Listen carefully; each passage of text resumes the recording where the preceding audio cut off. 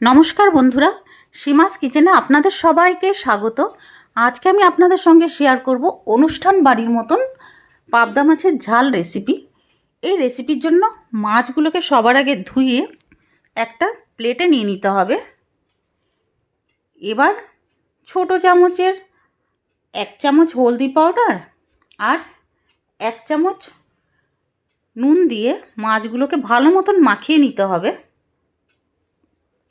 উপর থেকে একটু সর্ষের তেল দিয়ে আবারও মাখিয়ে নিতে হবে। নিয়ে মাছগুলোকে এইভাবে রেখে দেব। এবার আমি গ্যাসে একটা প্যান বসিয়ে দেব। প্যানটা যে একটু গরম হয়ে আসবে তখন সর্ষের তেল ঢেলে দিতে হবে। তেল থেকে যখন ধোঁয়া উঠতে শুরু করবে তখন মাছগুলোকে ছেড়ে দিতে হবে ফ্রাই করার জন্য। এবার 2 মিনিট পরে মাছগুলোকে উল্টে দিতে হবে। ফ্লেম কিন্তু আমাদের এই সময় বন্ধুরা মিডিয়াম টু হাইতেই আছে। দুটো মাছকে এইভাবে উল্টে দিতে হবে যাতে দুই সাইড ভালো মতন ভাজা হয়ে যায় মাছগুলোর।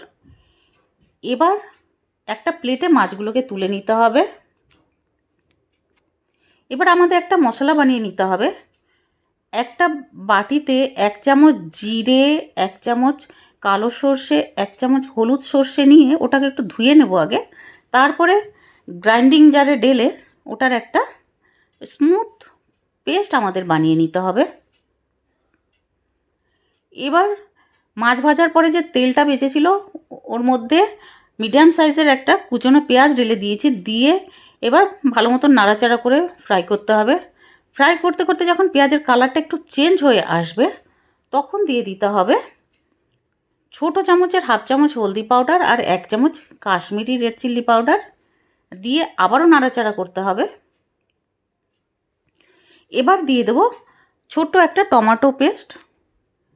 টমেটো ডালার পরে আবারও নাড়াচাড়া করতে হবে। নাড়তে নাড়তে যখন টমেটোর রসটা শুকিয়ে আসবে আর টমেটোর কাঁচা গন্ধ চলে যাবে তখন দিয়ে দেব স্বাদ মতন নুন। নুন দিয়ে আবারও আমাদের নাড়াচাড়া করতে হবে। আমি এখানে ছোটো চামচের 2 চামচ নুন দিয়েছি। এবার আমরা ঢেলে দেব সর্ষে আর জিরের যে পেস্ট বানিয়ে রেখেছিলাম ওটা ঢেলে দিয়েছি। আমি পুরোটা ডালিনি, হাফ ঢেলেছি।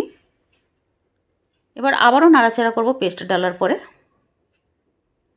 2 মিনিট পর্যন্ত নাড়াচাড়া করব মিডিয়াম ফ্লেমে। এবার আমি 1 কাপ জল ঢেলে দেবো, ছোটো কাপের 1 কাপ।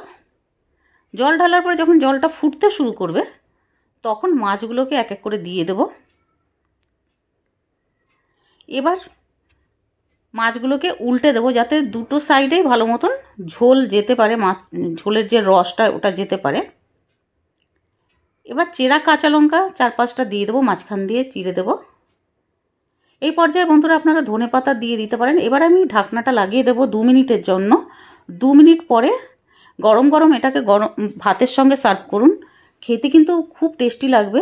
ভিডিওটা ভালো লাগলে প্লিজ লাইক ও সাবস্ক্রাইব করে দেবেন। Thank you.